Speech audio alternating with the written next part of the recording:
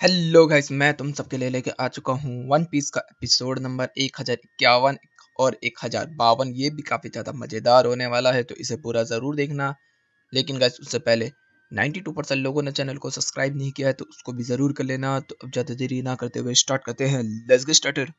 Episode की शुरुआत पिछले एपिसोड की कुछ झलकियों के साथ होती है, जिसके अंदर हमें देखने के लिए मिलता है कि दोनों जो ड्रैगन होते हैं वो एक दूसरे के सामने आ जाते हैं और मोमोनोसुके ने काइडो को काट लिया होता है और लूफी ने पंच मार के उसको सुला दिया होता है। उसके बाद हम लोगों को देखने को मिलता है कि लूफी कहता है कि ओए मोमोनोसुके, तू तैयार है ना अब इसकी बैंड बजाने के लिए?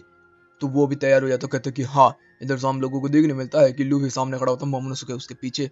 काइडो धीरे धीरे करके बड़ा होना स्टार्ट हो जाता है और वो भी अपने फिर से काइडो वाले बड़े वाले फॉर्म में आ जाता है। इधर से हम लोगों को देखने मिलता है कि जितने भी लोग होते हैं सब लूफी को और मोमोनोसुके को अप्रिशिएट कर रहे होते हैं और सबके अंदर जज्बा आ चुका होता है लूफी की स्पीच को सुन के, और सब कह रहे होते हैं कि वापस आ गया है लूफी और मोमोनोसुके, अब हम सब मिलके खत्म करेंगे। ममा को भी मजा आ रहा होता है। इधर तो ऊसो वगैरह तो रोना ही स्टार्ट कर देते हैं। ब्रुक भी कह रहा होता है कि बहुत बढ़िया लूफी। इधर से जिम्बे भी कहता है कि मेरा कैप्टन आ चुका है। इधर से सांजी जो होता है वो अभी भी क्वींस के साथ फाइट कर रहा है और जो किंग होता है वो जोरो के साथ फाइट कर रहा है। हमारे दोनों कैरेक्टर्स को कॉर्नर कर दिया होता है। इधर से जोरो जो होता है वो कह रहा होता है कि ओए कल्ली ब्रो, तूने सुन लिया ना हमारे कैप्टन ने क्या बोला है? उसे हम बनाएंगे किंग ऑफ द पायरेट, तो तैयार हो जा। इधर से काइडो के लोग भी कह रहे होते कि हम बनाएंगे उसे king of the pirate Kaido को। और यहाँ से सारे के सारे लोग जो होते हैं चारों के चारों एलिट एक दूसरे को देख रहे होते हैं और दोनों चारों एक दूसरे के ऊपर टूट पड़ते हैं। सांजी सीधा थूत पक्की मारता है एक क्वीन के। इधर से हम लोग देखते हैं जो कप्पा होता है वो भी कह रहा होता है कि इस बंदे के अंदर कितनी ताकत है, ये तो काफी ज्यादा ताकतवर है। मतलब सांजी की तारीफ चल रही होती है इधर। इधर से सीन आता है ओनिगिशिमा के ऊपर, जिसके अंदर हम लोग देखते हैं जो काइडो होता है वो आसमान पे चढ़ना स्टार्ट हो चुका होता है और वो कह रहा होता है कि मैं तुम सब लोगों को एक साथ खत्म कर दूंगा। और वो ऊपर से तभी अचानक से हाइब्रिड फॉर्म में हो जाता है और लूफी के ऊपर टूट पड़ता है। लूफी जो होता है वो सामने ही खड़ा होता है उसके, और यहाँ पर भाई पूरा धुआं धुआं हो जाता है। इधर से काइडो जो होता है वो कह रहा होता है कि स्ट्रो हैट, मुझे लगा नहीं था तू वापस आएगा। तो इतने में वो कहता है कि क्यों नहीं आऊंगा मैं, जब तक तेरी मैं थूत न पीट दूं, जब तक मुझे सुकून ना आएगा। मुझे किंग ऑफ द पायरेट बनना है तो पहले मुझे एम्परर को तबाह करना होगा। और इधर से रुयो और थंडर बगुरा एक दूसरे के साथ होती है और हमें देखने मिलता है एक कॉन्करर क्लैश फिर से बहुत बड़ा सा, जिसके अंदर हमें देखने मिलता है बहुत ही तगड़ा कॉन्करर क्लैश होता है। पूरी तरफ हर किसी को फील होने लगती है कॉन्करर हाकी, और दोनों की कॉन्करर हाकी सीधा आसमान की तरफ जाती है और बादलों को चीड़ कर रख देती है। इधर से यामाटो देख रही होती है और वो कह रही होती है ये तो वैसे ही है जैसे व्हाइट बियर्ड और रोजर के बीच में हुआ था। और जैसे ही आसमान में बादल चिढ़ते हैं, चांद फिर से हमारा नजर आने स्टार्ट हो चुका है। इधर से जो बोया के अनाउंसमेंट है वो भी कह रहे होते हैं कि चांद फिर से नजर आ चुका है। इधर से हमें जैक देखने को मिलता है जो बुरी हालत में होता है। इधर से हमें देखने मिलता है कैट वाइपर जो कि वो भी बहुत बुरी हालत में होता है। तभी वो कहते हैं कि अब चांद नजर आ चुका है। हमें देखने मिलता है कि मम्मा जो होती है वो कह रही होती है कि ओहो स्ट्रो हैट ऊपर मजा कर रहा है काइडो के साथ, मैं भी जाने वाली हूँ बहुत ही जल्द। इधर से सारे के सारे हमारे एक साथ खड़े होते हैं और हमें पता क्या चलता है कि इनकी क्लैश की वजह से पूरा आसमान खुल चुका है, तो यामाटो को भी थोड़ी बहुत चोट पड़ चुकी है इसकी वजह से। इधर से लूफी जो होता है वो कह रहा होता है कि ओए मोमोनोसुके बाहर जा जल्दी से जल्दी और इसको रोक और निगिशिमा को फ्लावर सिटी पे गिरने से। तब तक हमें देखने मिलता है कि वो डर रहा होता है वहां से जाने, वो कह रहा होता है कि मेरे को प्रिपेयर होना है। तब तक लूफी जो होता है वो यामाटो को बोलता है, तो यामाटो जो होता है वो सीधा उसके ऊपर कूद पड़ता है और कह रहा होता है कि चल चल चल चल, और उसको नीचे गिराना स्टार्ट कर देता है। तब तक मोमोनोसुके जो होता है वो कीको किनोमो और सारे समुराइज को याद कर रहा होता है और कह रहा होता है कि मुझे डर लग रहा है। तभी जो काइडो होता है बहुत ही तेजी से ट्रैवल करता है और मोमोनोसुके और यामाटो के ऊपर हमला करता है, लेकिन तभी यामाटो जो होता है वो अपने हथाए से उसे रोक लेता है। तब तो लूफी आता है उसके गले वले को दाव लेता है और पीछे से उसको खींचना स्टार्ट कर देता है। लूफी कहता है यामाटो जा, और तभी वो दोनों सारे के सारे नीचे जमीन में गिरना स्टार्ट हो जाता है। यामाटो जो है वो कह रहा होता है कि अरे हम लोग बहुत तेजी से नीचे गिर रहे हैं, लेकिन इधर से मोमोनोसुके को उड़ना नहीं आता है। तो वो कह रहा होता है कि अबे तू उड़ सकता है, तुझे पता है मोमोनोसुके जो ड्रैगन है वो उड़ नहीं सकते, लेकिन वो बादल को क्रिएट कर सकते हैं जिसको वो ग्रैब करके आसमान में चढ़ना स्टार्ट कर देते हैं।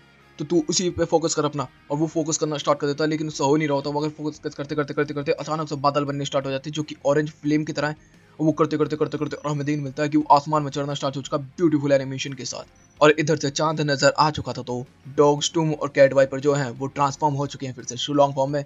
जैक की हालत खराब, इधर से लिकर की हालत खराब। लिकर और ये डर रहे होते हैं जैक, तब तक दोनों के दोनों हमारे शुलॉन्ग कह रहे होते हैं ये है ऑडिन स्टाइल वन शॉट, और उधर से जो कैट वाइपर होता है बहुत ही तेज जाता है और अपने पंचों से स्लैश कर देता है लिकर को। इधर से जो जैक होता है वो कहता है तू मरेगा। तब तक हमारा डॉग स्टूम होता है बहुत ही तेजी से स्पिन करता हुआ जाता है और इसके जो बेल्ट होती है पेट के अंदर उस पर मारता है और पीछे तक उसकी पावर को निकाल देता है। मतलब कि यहाँ पर जैक का भी खेल खत्म हो चुका है। और हमें देखने के लिए क्या मिलता है कि हमारा कैट वाइपर नॉर्मल फॉर्म में आ चुका है, उधर से डॉग स्टूम भी है वो भी नॉर्मल फॉर्म में आ चुका है।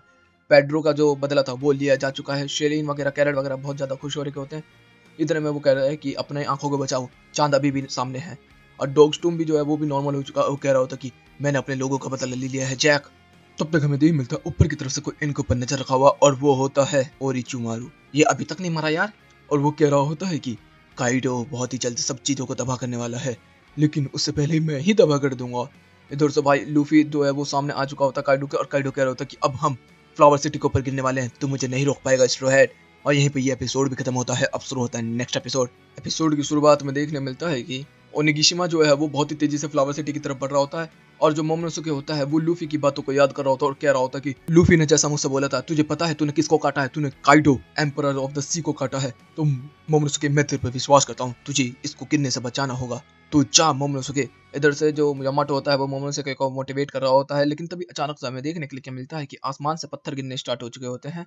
इधर से यामाटो भी समझने लगता है कि क्या हो रहा है। वो बताता है कि मोमोनोसुके ऊपर चढ़ जल्दी जल्दी, मुझे समझ में आ चुका है कि ये पत्थर क्यों गिर रहे हैं, क्योंकि जो काइडो है वो थक रहा है, वो कमजोर हो रहा है। उसने अपने बादलों की मदद से उसको उठा रखा था, लेकिन अब उसकी ताकत जो है वो कमजोर होती जा रही है, जिसकी वजह से वो इसको संभाल नहीं पा रहा है। इधर से लूफी जो होता है वो रियो इस्तेमाल करता है और काइडो के ऊपर जाता है, और काइडो भी अटैक करता है। दोनों कंकरर आके इस्तेमाल करते हैं। इधर से जो पत्थर है वो गिर रहे होते हैं, तो मोमोनोसुके जो होता है वह कह रहा होता है कि तो ऐसा ही तो काइडो को छोड़ देना चाहिए ना हमें। तो वो कह रहा होता है कि नहीं, बिल्कुल भी नहीं, क्योंकि हम ऐसा काइडो को छोड़ नहीं सकते, क्योंकि अगर लूफी उससे फाइट करता रहेगा तो ये जो है धीरे धीरे पार्ट करके गिरना स्टार्ट हो जाएगा, और लूफी ने अगर उसको नहीं हराया तो जो ये है इसके अंदर काफी सारे बॉम्ब्स और स्लेट्स हैं, अगर ये फ्लावर सिटी के ऊपर गिरा तो एक एक बंदा चल जाएगा। हमारे पास केवल 5 मिनट है मोमोनोसुके, तुझे इसे रोकना ही होगा किसी भी तरीके से, वरना फ्लावर सिटी पूरी तरीके से तबाह हो जाएगी और कोई भी यहाँ से बच के नहीं जा पाएगा। ओ बेटे क्या प्लान है। इधर से हम लोग देखने मिलता है जो किंग होता है वो जोरो को कह रहा होता है कि रो नो रो जोरो, तू बहुत नाक में दम कर रहा है। इधर से वो कह रहा होता है ओए विंस मॉक सांजी, मुझे अपने जेनेटिक्स तो दिखा, अपना सूट तो दिखा। तो वो कहता है कि मैं बिल्कुल भी नहीं दिखाऊंगा तुझे ये मैड साइंटिस्ट। तो वो कह रहा होता है कि अच्छा तुझे मैं दिखाता हूँ अब अपनी असली ताकत सांजी। और वो भाई ट्रांसफॉर्म होना स्टार्ट हो जाता है और वो कह रहा होता है कि मैं तेरे से अच्छा डांसर हुआ, डांस वांस भी करके दिखाता है। तभी वो सांजी को भाई एक फटका दे देता पीछे से अपनी पूंछ से। तब तक सांजी को बहुत चोट पहुंचती है, लेकिन सांजी कुछ महसूस करता है कि वो कहता है मेरी हड्डियां टूट गई क्या छाती की? नहीं, मेरी शायद वो कमर थी, और उसको महसूस नहीं हुआ। तब तक जो जोरो होता है वो टूट पड़ता है किंग के ऊपर। अब वो 1000 फीनिक्स अटैक करता है, लेकिन किंग जो होता है वो एक झटके में काट देता है। फिर उसको 300 पाउंड फीनिक्स अटैक करता है, जिससे कि जो किंग का जो हेलमेट का सींग होता है वो टूट जाता है। इसकी वजह से किंग को भी बहुत ज्यादा गुस्सा आना स्टार्ट हो जाता है। वो कहता है कि तूने मेरे शरीर को चोट पहुंचाई है। तो वो कहता है ये तेरे शरीर का हिस्सा है या तेरा कवच है? कहता है जो भी है अब तू नहीं बचेगा। वो ट्रांसफॉर्म होने लगता है एरोटेक्टल फॉर्म में, मतलब अपने डायनो फॉर्म में, और वो अपने जो विंग्स हैं उससे ब्लेड स्लैश देना स्टार्ट कर देता है। जो जोरो होता है वो कह रहा होता है ये काफी ज्यादा खतरनाक है। पता क्या चलता है पीछे जितने भी समुराइज और जितने भी बीस्ट पाए जाते हैं सबको चोट पहुंच रही है, जिसको भी लग रही है, और यहाँ तक क्वीन को भी मार दिया होता है। जोरो होता है जो उसके अटैक्स को रिफ्लेक्ट कर रहा होता है। तब तक जोरो को एक फटका पड़ता है बुरी तरीके से, और फिर दूसरा पड़ता है, और जोरो जो होता है बहुत ही तेजी से ट्रैवल करता है, वो पीछे की तरफ गिरता है। लेकिन पीछे से तभी जो फ्रैंकी होता है वो उसको पकड़ लेता है। वो कह रहा होता है कि जोरो क्या दिक्कत आ गई? तो कह रहा है ये किंग ने किया है। कह रहा है मैं कुछ मदद करूँ क्या? कहता है नहीं रहने दे। इधर से जो क्वीन होता है वो चिल्ला रहा होता है इसके ऊपर। तो इतने में हम लोग देखते हैं जो किंग होता है वो धीरे धीरे आगे बढ़ रहा होता है, और सारे लोग कह रहे होते हैं कि अब तो जोरो गया। इधर सांजी कह रहा होता है ओए किंग इधर देख, मैं तेरे को अभी नहीं छोड़ने वाला। तब तक वो अटैक कर देता है फिर से जो क्वीन होता है सांजी के ऊपर, लेकिन सांजी जो होता है वो सारे अटैक्स को डॉज करता चला जाता है, और आखिर में फिर से उसको एक और लगती है, लेकिन उसको चोट नहीं पहुंची होती। वो कह रहा होता है कि मेरी बॉडी को क्या हो रहा है, मुझे समझ में नहीं आ रहा।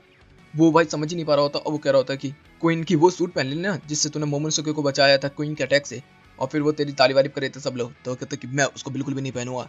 फिर से उसको एक चोट पहुंचती है, लेकिन वो कहता है मुझे दर्द नहीं हो रहा, पता नहीं क्या हो गया है। तब तक हमें देखने मिलता है कि सांजी के ऊपर वो लेजर बीम अटैक करता है। इधर से जो किंग होता है वो सामने आ चुका होता है जोरो के। तो फ्रैंकी कहता है कुछ मदद करूं? तो कहता है नहीं तू जा सकता है, मैं इसको अकेला संभाल लूंगा। तब तक हमें देखने मिलता है कि किंग जो होता है वो बहुत ही तेजी से जोरो की तरफ बढ़ता है, और जोरो भी 3 स्टाइल टाइगर अटैक करता है, जिससे कि दोनों के दोनों बहुत तेजी से टकराते हैं।